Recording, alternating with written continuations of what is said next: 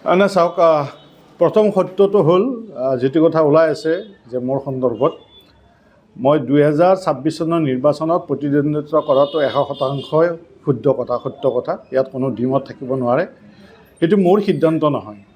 কমলপুৰ সমষ্টিৰ ৰাইজৰ আৱেগ অনুভূতিক শ্ৰদ্ধা জনাই তেওঁলোকৰ মোৰ প্ৰতি থকা অধিকাৰ বা মৰমৰ ভিত্তিত মই কৈছোঁ যে তেখেতসকলে মোক নিৰ্বাচনত প্ৰতিদ্বন্দ্বিতা কৰাটো বিচাৰিছে আৰু গতিকে মই 26 নিৰ্বাচন প্ৰতিদ্বন্দ্বিতা কৰিবলৈ সাজু হৈছোঁ।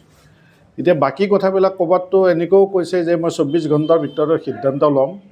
এই ধৰণৰ কোনো কথা আমি এতিয়া আলোচনা কৰা নাই। আমি দলীয় সতীৰ্থ বন্ধুসকলৰ সৈতে কমলপুৰ সমষ্টিৰ যিখিনি আমাৰ সতীৰ্থ বন্ধু আছে সকলোকে লগত লৈ আমি সংগঠনটো মজবুত কৰি যাতে নিৰ্বাচনত আমি সবলভাৱে আমি প্ৰত্যাহ্বান জনাবলৈ সক্ষম হ'ব পাৰোঁ, তাৰ কাৰণে আমি লাগি আছোঁ।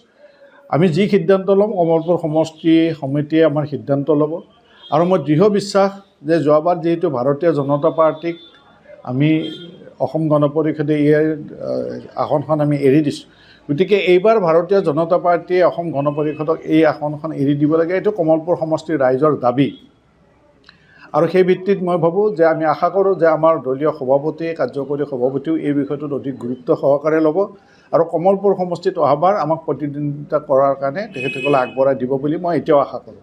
ৰাজনৈতিক দলীয় ঠিকনা আপোনাৰ সলনি হোৱাৰ কথা ৰাজনীতিত থাকিলে এই কথাবিলাক নিশ্চয় ওলাই থাকিব। এইটো অস্বাভাৱিক কথা নহয়, ওলাই থাকিব। আৰু মই দেখিছে যে তেওঁ এতিয়ালৈকে টিকেটটো পোৱা নোপোৱা সিদ্ধান্ত হোৱা নাই, গতিকে বিভিন্ন ধৰণৰ ৰাজনৈতিক চৰ্চা চলি থাকিব। কিন্তু মই কোনো সিদ্ধান্ত ব্যক্তিগতভাৱে লোৱা নাই আৰু ৰাজনীতিৰ ক্ষেত্ৰত কোনো ব্যক্তিগত সিদ্ধান্তৰ মূল্যও নাই। আমি ভাবোঁ মোৰ যিটো ইয়াত কিছু অনুগামী আছে, মোৰ সমষ্টি সমিতিৰ মানুহখিনি আছে, মোক ভাল পোৱা মানুহ আছে, সকলোৰ লগত আলোচনা কৰি নিশ্চয়কৈ মই আগবাঢ়িব লাগিব। কিন্তু মই আজিৰ তাৰিখতো আশা কৰোঁ যে অসম গণ পৰিষদ দলে অহাবাৰ কমলপুৰ সমষ্টিটো অসম গণ পৰিষদক প্ৰাৰ্থী প্ৰক্ষেপ কৰিব বুলি মই দৃঢ় বিশ্বাস ৰাখিছোঁ। গতিকে সেই আশাটো লৈ মই কাম কৰি আছোঁ। কমলপুৰ সমষ্টিয়ে নহয়, কমলপুৰ সমষ্টিৰ দৰে যিবিলাক সমষ্টি আছে এই সামগ্ৰিকভাৱে গোটেই বিষয়টো দলৰ মাজত আলোচনা বা কিবা তেনেকুৱা আগবাঢ়িছে নেকি কথা? দলৰ বিষয়ত দলৰ মজিয়াততো সাংগঠনিক কথা সদায় আলোচনা হ'ব। আমি সদায় আমাৰ সভাপতি কাৰ্যকৰী সভাপতিয়ে সদায় বিচাৰে যে দলৰ সংগঠন শক্তিশালী কৰিব লাগে আৰু অসমৰ যদি 10টা শক্তিশালী অগপৰ ভেটি থকা সমষ্টি ওলায় তাৰ ভিতৰত নিশ্চয় 10 নম্বৰৰ ভিতৰত কমলপুৰ সমষ্টিও থাকিব। আমি যথেষ্ট পৰিমাণে ইয়াত সংগঠন মজবুত কৰিছোঁ। আমাৰ প্ৰতিগৰাকী কৰ্মীয়ে সচেতন আৰু ময়ো আজি 3 মাহ 4 মাহ ধৰি একেবাৰে একেধাৰে মই এই সমষ্টিত কাম কৰিছোঁ। তাৰ আগতেও আমাৰ সমষ্টি মজবুত হৈ আছে। এইবিলাক বিভিন্ন সময়ত সভা সমিতিৰ যোগেদি এইবিলাকত আমি প্ৰমাণ কৰিছোঁ আৰু মই দৃঢ় বিশ্বাস ৰাখোঁ যে মোক পাৰ্টি হিচাপে প্ৰক্ষেপ কৰিলে যিখিনি মানুহ ক'ৰবাত যদি বহিও আছে সেইখিনিও ওলাই আহিব। এইটো মই দৃঢ় বিশ্বাস ৰাখিছোঁ। আৰু এইটো অসম গণ পৰিষদ দল বুলি কথা নাই, ভাৰতীয় জনতা পাৰ্টি বুলি কথা নাই। সাধাৰণ ৰাইজ আৰু আমাৰ দলীয় কৰ্মকৰ্তা, দুটা দলৰ দলীয় কৰ্মকৰ্তাসকলেও মোক যথেষ্ট পৰিমাণে উৎসাহ দিছে।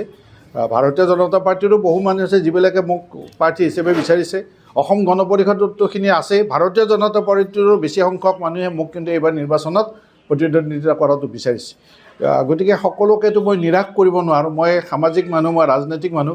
গতিকে ৰাজনীতি কৰা মানুহ হিচাপে মই 2026 চনত নিৰ্বাচনত প্ৰতিদ্বন্দ্বিতা নকৰিলে এই মানুহখিনিৰ লগত মই যোগাযোগ বিচ্ছিন্ন হ'ব, সংযোগহীন হ'ব আৰু ৰাজনৈতিকভাৱেও আমি জীয়াই থাকিব লাগিব, দলটো থাকিব লাগিব, ময়ো থাকিব লাগিব।